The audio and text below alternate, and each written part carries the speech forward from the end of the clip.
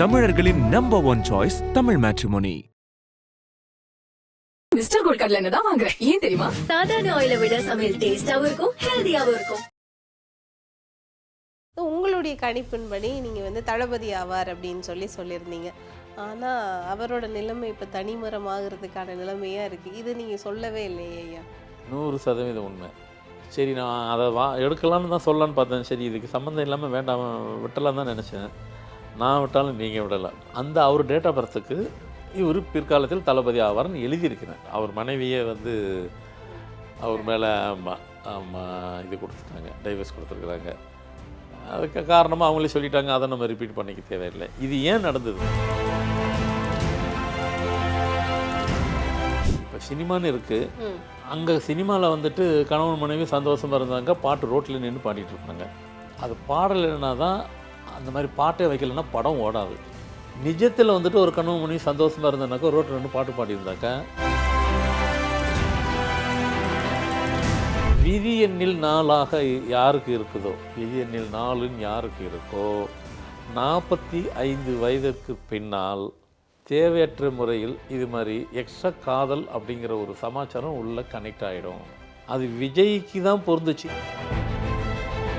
அவருடைய திருமண தேதி காரணமாக கூட இந்த சிக்கல் ஏற்படுறதுக்கான வாய்ப்புகள் இருக்கா?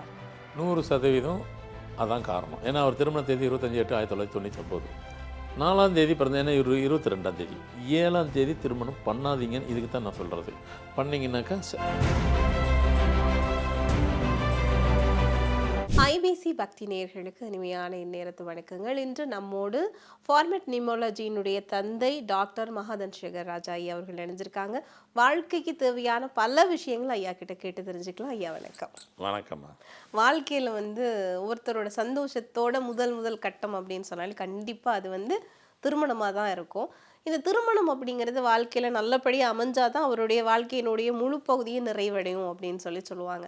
அந்த வகையில் பலருக்கு வந்து இந்த திருமணம்ன்றதே வந்து இப்போ மிகப்பெரிய தடையா, சிக்கலா, அல்லது திருமணத்துக்கு பிறகான மனமுறிவுகள் அப்படின்னு சொல்லி நிறைய விஷயங்கள்லாம் இருக்குது. இதுக்கான காரணம் என்ன? இதுக்கு ஏதாவது நம்ம வாழ்க்கையில் ஏதாவது பரிகாரங்கள் செய்து சரிப்படுத்திடலாமா? திருமணத்துக்கு வந்து நம்ம நிறைய இடத்துல ஆனால் வேறு தகவலாக தான் கொடுத்துருக்குறோம். எல்லாமே ஃபேமிலிக்கு தேவையான விஷயங்கள் தான் கொடுத்துருக்குறோம். இந்த முறை நம்ம சொல்ல போகும்போது, ஏன்னா நிறைய விஷயங்கள் நம்ம முதல்ல சொல்லும்போது நம்ம ஆராய்ச்சி பண்ணி செய்ய நம்மளுக்கு அறியாமல் நிறைய புது தகவல்கள். இப்போ என்ன மாதிரி ஆள் தான் வந்துட்டு நான் ஃபுல்லாக பப்ளிக்கோட கனெக்டடாக இருக்கும்போது அந்த ஆராய்ச்சிக்கும் அதுவும் எனக்கு வந்து கனெக்ட் பண்ணும்போது அங்கே தான் நமக்கு உண்மையான தகவல்களும் ரகசியங்களும் வாழ்க்கையின் சூட்சுமங்களும் நிறைய அந்த கட்டி போட்ட முடிச்சுகள் அவள்கிறேன்.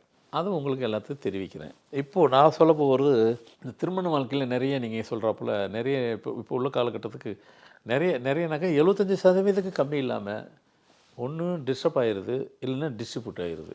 இது ரெண்டுத்தில் கட்டாயம் நடக்குது. மீதி 25% தப்பிச்சிருது. நமக்கு என்னன்னாக்கா முறைப்பிரகாரம் தானே செய்கிறாங்க. சில பேர் ஏதோ ஜாதகத்தை பார்த்து பண்ணுறாங்க, சில பேர் எண்கணிதம் பார்த்து பண்ணுறாங்க, சில பேர் ரெண்டுத்தையும் பார்த்து பண்ணுறாங்க.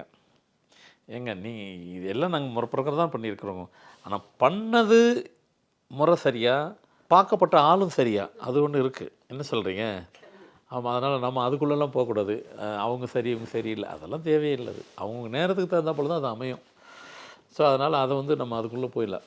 ஆனால் அதையும் தாண்டி சில விஷயங்கள் நடக்கத்தான் செய்யுது. அது என்னங்கிறது தான் இப்போ சொல்ல போகிறோம். என்ன அப்படின்னாக்கா, பொண்ணு பொதுவாக நம்ம வீட்டில் பொண்ணுங்க இருக்குது, பையங்க இருக்காங்க.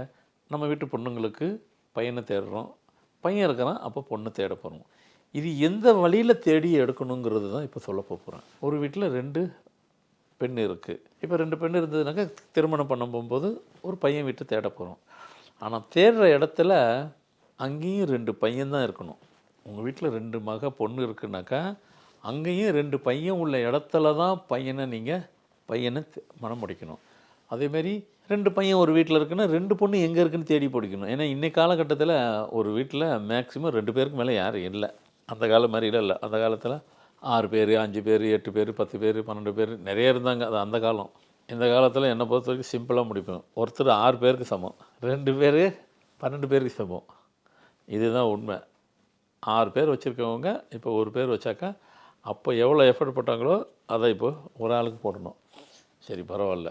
இப்படி 2 ஆண் 2 பெண் இருக்கிற வீட்டில் தான் ஒருத்தர் சம்மந்தம் பண்ணிங்கனாக்கா ஃபர்ஸ்ட் ஆஃப் ஆல் வந்துட்டு இந்த இதுவே உங்களுக்கு வந்துட்டு லாஜிக்காக வந்துட்டு இந்த திருமணம் டிஸ்டர்பன்ஸோ டிஸ்ட்ரிபியூட்டோ ஆகாது.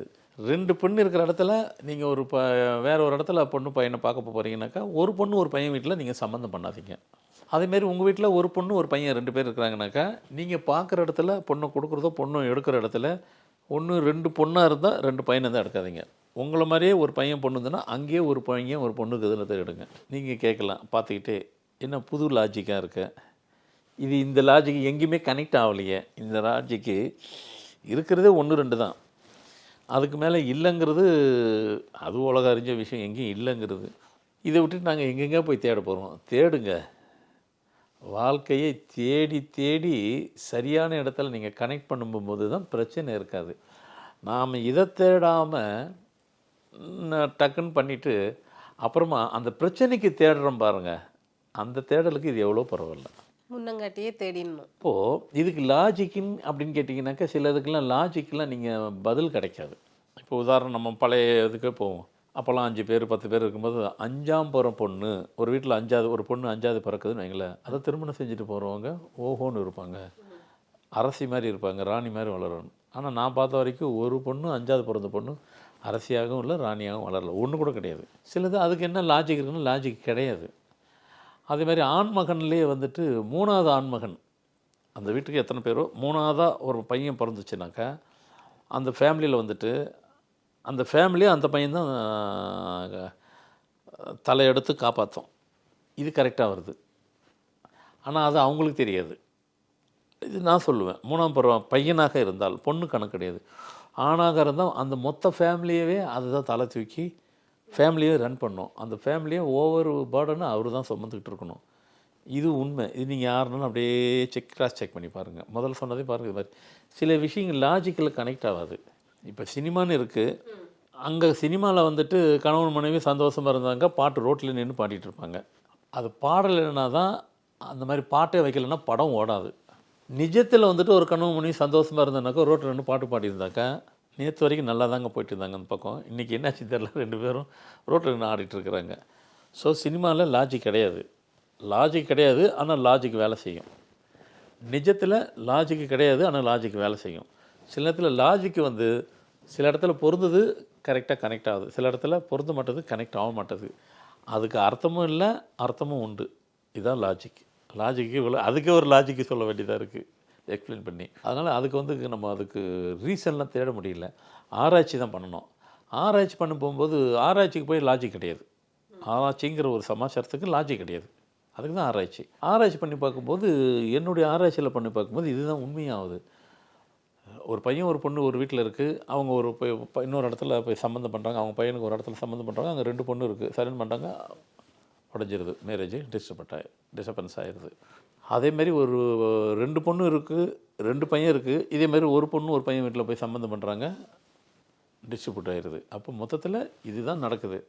ஆனால் ஒரு பொண்ணு ஒரு பையன் அவங்களும் எதிர் வீட்லேயும் ஒரு பொண்ணு ஒரு பையன் வீட்டில் கனெக்ட் பண்ணுறாங்க, ஒரு பிரச்சனை இல்லை, அந்த லைஃபு ஹாப்பியாக இருக்குது. அவங்களுக்குள்ள அந்த ஒரு கனெக்டிவிட்டி, அந்த பெரியவங்ககிட்டையும் கனெக்டிவிட்டி இருக்குது, அந்த சின்ன பிள்ளைங்களும் கனெக்டிவிட்டி இருக்குது, அது சக்ஸஸ் ஆகுது. ஸோ இது லாஜிக்குன்னு எடுத்துக்கிட்டாலும் சரி, விஞ்ஞான ரீதியாக எடுத்துக்கிட்டாலும் சரி, இதுக்கு எங்கேயுமே மற்ற இதுக்கு வரல, இது கனெக்டிவிட்டி ஆகலை, லாஜிக்கு வரல. ஆனால் விஞ்ஞான ரீதியும் கூட எடுத்துக்கிடலாம். நீங்கள் எப்படினாலும் அதுக்கு ஒரு பேர் வச்சுக்கோங்க, இப்படி செஞ்சால் தான் சக்ஸஸே ஆகுது. அதனால் இது வரைக்கும் அப்படி வேணால் நீங்களே அது, ஏன்னா இப்போ இந்த காலகட்டத்துக்கு அவங்கவுங்க தான் அவங்க ஆராய்ச்சி பண்ண வேண்டியதாக போயிடுச்சு. உங்கள் வீட்டுக்கு நீங்கள் தான் சயின்டிஸ்ட்டு, அவங்கவுங்கள தான் சயின்டிஸ்ட்டு. ஆராய்ச்சின்னு ஒன்று சின்னதாகவும் இருக்கலாம் பெருசாக இருக்கலாம், அது எப்படினாலும் இருக்கலாம். மொத்தத்தில் அல்டிமேட்டாக உங்கள் ஃபேமிலி உங்கள் லைஃபுக்கு தான் நீங்கள் பண்ண போகிறீங்க. செக் பண்ணி பாருங்கள், கிராஸ் செக் பண்ணி பாருங்கள். அப்படி இப்படின்னு பார்க்கும்போது ஆமாப்பா கரெக்டாக இருக்குது, அதையே செய்யுங்க, அதுதான் உண்மை. இது வரைக்கும் நம்ம செய்யலை, நம்ம நிகழ்ச்சியை பார்த்துட்டு அத்தனை பேர் செய்ய ஆரம்பிங்க. உங்கள் லைஃப் சக்ஸஸ் ஆகிறதுக்கு உண்டான வழிமுறையில் இதுதான் மேஜர் மெயின் ரோல். மற்றதெல்லாம் இல்லையானா அதுவும் இருக்குது. ஃபஸ்ட்டு இதை பார்த்துக்குங்க, அப்புறமா பொறுத்ததுக்கு பாருங்க.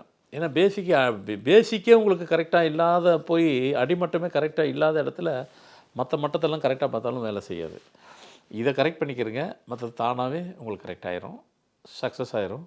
இனி வர திருமண லைஃபு அவ்வளோ பேருக்கு சக்ஸஸ் ஆகிறதுக்கு இதை ஃபாலோ பண்ணுங்கள், கண்டிப்பாக நடக்கும். அதாவது இன்னொரு விஷயம் சொல்லுவாங்க இல்லையா? அதாவது மூத்த குழந்தை ஆணுமாகணும், மூத்த பெண்ணா இருக்குன்னா 2 பேருமே வந்து குழந்தைகள் 2 பேரும் தலசன்னு சொல்லுவாங்க. திருமணம் செய்யக்கூடாதுன்னு சொல்லுவாங்க. அது உண்மைதானா? செய்தா 100% சிக்கலா? உண்மை அது. 100% உண்மை. சரி நான் அதை எடுக்கலான்னு தான் சொல்லலான்னு பார்த்தேன். சரி இதுக்கு சம்மந்தம் இல்லாமல் வேண்டாம் விட்டலான்னு தான் நினச்சேன். நான் விட்டாலும் நீங்கள் விடலை, பரவாயில்ல. அது தலசன்னு சொல்லுவாங்க. தலசன்னு பண்ணக்கூடாதுன்னு சொல்லுவாங்க. ஒரு வீட்டில் ஒரு பையன் ஒரு பொண்ணு இருக்குது. பையன் தான் தலசன். இன்னொரு வீட்டில் பையனோ பொண்ணு ஏதோ ஒரு பிள்ளை இருக்கும்போது அதுதான் தலசம் அந்த பொண்ணு. அப்போ தலசம் பையன் தலசம் பொண்ணு பண்ணக்கூடாதுன்னு தான் சொல்லுவாங்க. இருக்கிறதே நாங்கள் வச்சுருக்கிறது 2ன்னு நீங்கள் தான் சொல்கிறீங்க. நாங்கள் இல்ல இதை ஒண்ணு விட்டால் வேறு வச்சிருந்தா என்ன பண்றது? ஒன்று வச்சுருந்தா என்ன பண்ணுறது? இல்லை இதில் என்னென்னா நம்ம அதுதான் அப்போது 5 குழந்தை இருந்தது, 6 குழந்தை இருந்தது, 10 குழந்தை இருக்கும்போது இவ்வளோ பிரச்சனை வரல. ஆனால் அப்போ அது இருந்துச்சு. தலசம் கொடுக்க மாட்டாங்க. இல்லைங்க எங்கள் வீட்டில் என் பொண்ணு தலசம், உங்கள் பையன் என்ன தலசனை விட்டுருங்கன்னுவாங்க. அடுத்த பிள்ளை இருந்தால் கூட கொடுங்க, நாங்கள் அது கொடுக்குறோம், இது கொடுக்க மாட்டோம். நாங்கள் உங்கள் ஃபேமிலி பிடிச்சிருக்கு, தலசம் பண்ணக்கூடாது. ஆமாம் பண்ணக்கூடாது, வேண்டான்றாங்க. அப்போ நிறைய பிள்ளை இருந்ததுனால ஈஸியாக போயிடுச்சு. அதனால தான் அதாவது அந்த திருமண லைஃபு டிஸ்டர்பன்ஸ் இல்லாமல் டிஸ்ட்ரிபியூட் இல்லாமல் ஆகாமதுக்கு காரணம் இது ஒரு காரணம். இப்போ வீட்டில் இருக்கிறதே 2 தான், இல்லை 1 தான் இருக்கும். மேக்ஸிமம் 2, ஏதோ 1 2 தான் இருக்கும், ஒன்று தான் இருக்கும். அப்போ தலசனை தான் கொடுக்கணும். அதுதான் வந்துட்டு ப்ராப்ளத்தில் முடியுது. தலசை பண்ணக்கூடாதது தான் உண்மை. ஏங்க பண்ணக்கூடாது? அடுத்த கேள்வி. ஏன்னா நம்ம ஆளுங்க ஏன் அப்படிங்கிற கேள்வி இப்போ கேட்க ஆரம்பிச்சிட்டாங்க. ஒரு 30-40 வருஷத்துக்கு முன்னாடி ஏன் அப்படிங்கிற கேள்வியே கேட்கல. எங்கள் அம்மா சொல்லிட்டாங்க, எங்கள் தாத்தா சொல்லிட்டாங்க, அப்பா சொல்லிட்டாங்க, பெரியவங்க சொல்லிட்டாங்க, கேள்வி கேட்க மாட்டாங்க. இப்போ இது இத்தினோண்டு இருக்குது, 3 வயசோ 5 வயசோ, அது கேட்குற கேள்விக்கு நம்ம பதில் சொன்னால் தான் ஃபர்தராக அது கண்டினியூ பண்ண நம்மளை பர்மிட் பண்ணுது. ஸோ அப்போ அதனால் இப்போ ஏன் கேட்குற கேள்வி எல்லா இடத்துக்கும் வந்தாச்சு. அதனால் கேட்குறதால தவறு. தலசன் இருக்கும்போது ஏன் தலசம் பண்ணக்கூடாது அப்படின்னா, பெண் பிள்ளையை விட்டுருங்க, ஆண் பிள்ளைக்கு தலசன் இருந்தபோது முன்னோர்களுடைய ஜெனட்டிக்கு நல்லதோ கெட்டதோ எதுவாக இருந்தாலும் சரி, அது தலசன் பையனாக இருந்தால் அந்த பையன் தலை மேலே தான் வரும். அவ்வளோத்தையும் அவர் மேலே தான் அது விழும். அதனால தான் தலசம் கொடுக்கறதுக்கு இப்போ 2வது பிள்ளைய ஃபஸ்ட்டு பையனுக்கு பட்டது தலசன் ஒன்றும் பாதிப்பு இருந்திருக்காதுனாக்கா அது பெருசாலாம் பண்ணாது. தலசன் கொடுக்கும்போது அதனுடைய வீரியம் ஜாஸ்தியாகி போயிடும். இந்த வீரியம் ஜாஸ்தி ஆகும்போது அந்த ஜெனட்டிக் வந்துட்டு ஹெவியாகி போயிடும். ஸோ அதனால் வந்துட்டு அதுதான் அந்த ஒரு காரணத்துக்காக தான் தலசன் பண்ணக்கூடாதுங்கிறது. இது ரீசனை சொல்லலை. தலசம் பண்ணாதீங்க, பெரியவங்க சொல்கிறாங்க பண்ண மாட்டோன்னு, அப்போ பண்ணிக்கல, இதுதான் காரணங்கிறது இப்போ நம்ம சொல்கிறோம். இதுதான் ரீசன். ஸோ அதுக்காக தலசம் பண்ணாததுக்கு இதுவும் ஒரு காரணம். நிச்சயமாங்க ஐயா. ஆன்மீக காலமாக வந்து இப்போ நடைமுறை காலகட்டத்தில் வந்து பல செய்திகள் வந்து நம்மளுக்கு பகீர் அப்படின்னு சொல்லி யோசிக்க வைக்கிது. அப்படி ஒரு விஷயத்தோடு சம்மந்தப்பட்ட ஒரு விஷயத்தை தான் இப்போ நான் உங்ககிட்ட கேட்க போகிறேன். அது உங்களுடைய கணிப்பின்படி நீங்கள் வந்து தளபதி ஆவார் அப்படின்னு சொல்லியிருந்தீங்க. ஆனால் அவரோட நிலைமை இப்போ தனிமரமாகிறதுக்கான நிலைமையாக இருக்குது. இது நீங்கள் சொல்லவே இல்லையே ஐயா. தளபதி ஆவார்னு நான் சொன்னதுனால அவர் தளபதி ஆகலை. ஆனால் நான் 35 வருஷத்துக்கு முன்னாடி ஒரு புத்தகம் எழுதினேன், ராஜாஸ் நியூமராலஜி. அதில் அவர் டேட் ஆஃப் பர்த்துக்கு இவர் பிற்காலத்தில் தளபதி ஆவார்னு எழுதியிருக்கிறேன். அது நம்ம இதில் நம்ம காமிச்சிருக்கோம் அந்த புக்கினுடைய இது ராஜாஸ் நியூமராலஜி புத்தகத்தில் அந்த ஃபார்மட்டில் அதை எடுத்து அப்படி காமிக்கும்போது அது பிற்காலத்தில் தளபதி ஆவார்னு இருக்குது. அதனால் அவர் தளபதி ஆகல, அவர் தளபதி ஆகக்கூடியது நாம் சொன்னோம். ஆனால் உங்கள் கேள்வி தளபதி ஆவார்னு சொன்னீங்கல்ல, இப்போ தனிமரம் ஆவார்னு நீங்கள் சொல்லலையே அப்படின்னு கேள்வி கேட்டாக்கா, எத்தனை கேள்விக்கு தான் நான் பதில் சொல்கிறதுக்கிறவே. சரி, இதில் என்ன சப்ஜெக்ட்னா, ஆமாம், ஏன்னா இன்றைக்கி பார்க்கும்போது அவர் மனைவியே வந்து அவர் மேலே இது கொடுத்துட்டாங்க, டைவர்ஸ் கொடுத்துருக்குறாங்க. அதுக்கு காரணமாக அவங்களே சொல்லிட்டாங்க, அதை நம்ம ரிப்பீட் பண்ணிக்க தேவையில்லை. இது ஏன் நடந்தது உங்கள் கேள்வி.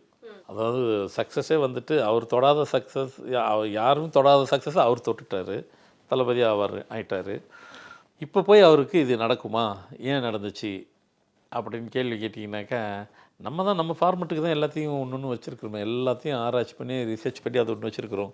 என்னை பொறுத்த வரைக்கும் தேதி 4 விதி 4 இந்த 2 பக்கமும் 4 நாள் இருந்ததுனாக்கா அவங்களுக்கு பண பிரச்சனை இருக்காது.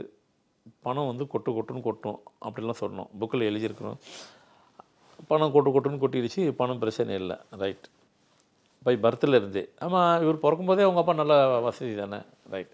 விதி எண்ணில் 4 யாருக்கு இருக்குதோ, விதி எண்ணில் 4ன்னு யாருக்கு இருக்கோ, 45 வயதிற்கு பின்னால் தேவையற்ற முறையில் இது மாதிரி எக்ஸ்ட்ரா காதல் அப்படிங்கிற ஒரு சமாச்சாரம் உள்ள கனெக்ட் ஆகிடும் அப்படிங்கிற ஒரு வார்த்தையும் புத்தகத்தில் எழுதியிருக்கிறேன்.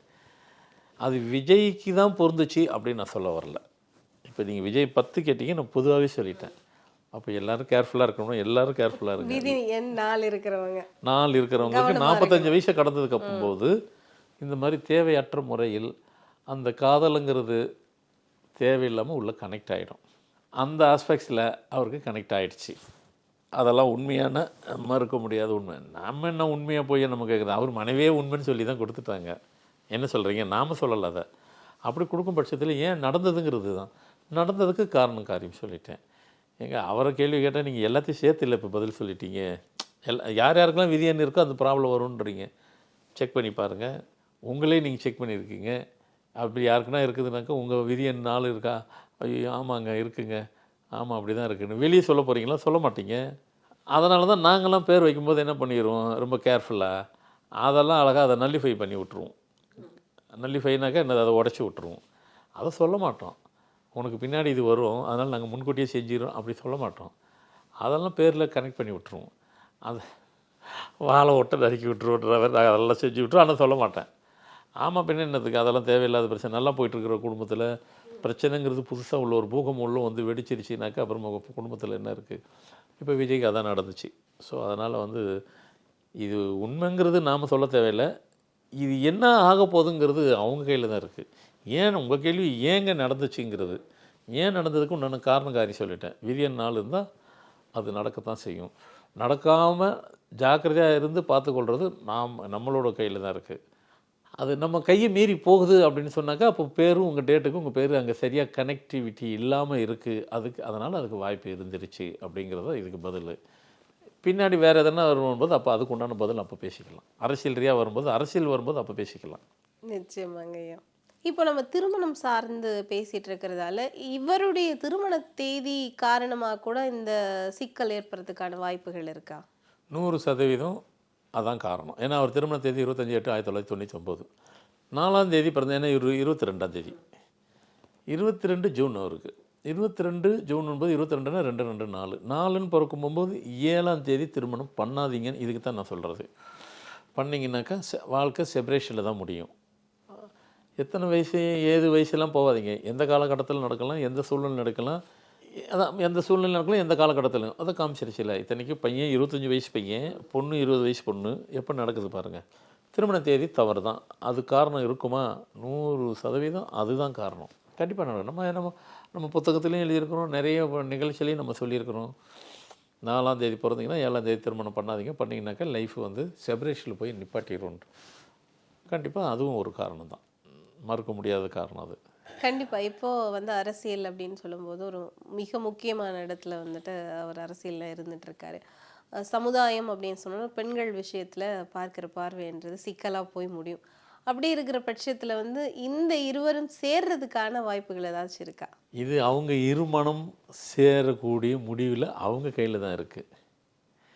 ஏன்னா இப்போ நாம் சொல்லலாம், நாம் சொல்கிறத அவங்க செய்ய போகிறாங்களா அப்படின்னா அதுக்கு சாத்தியம் இல்லை.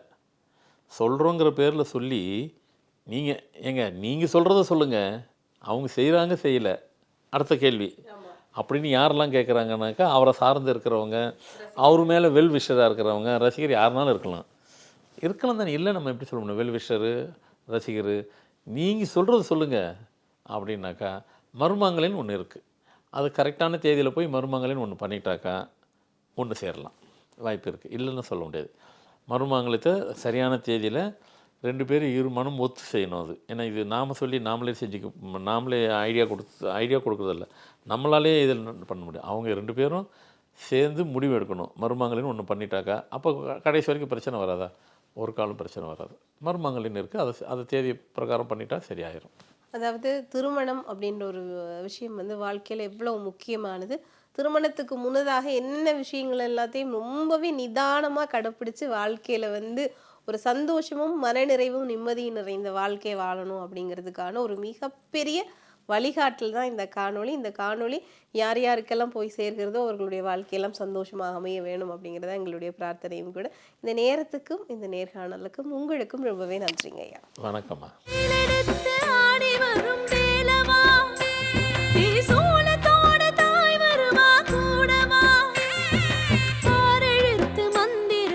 பாடவா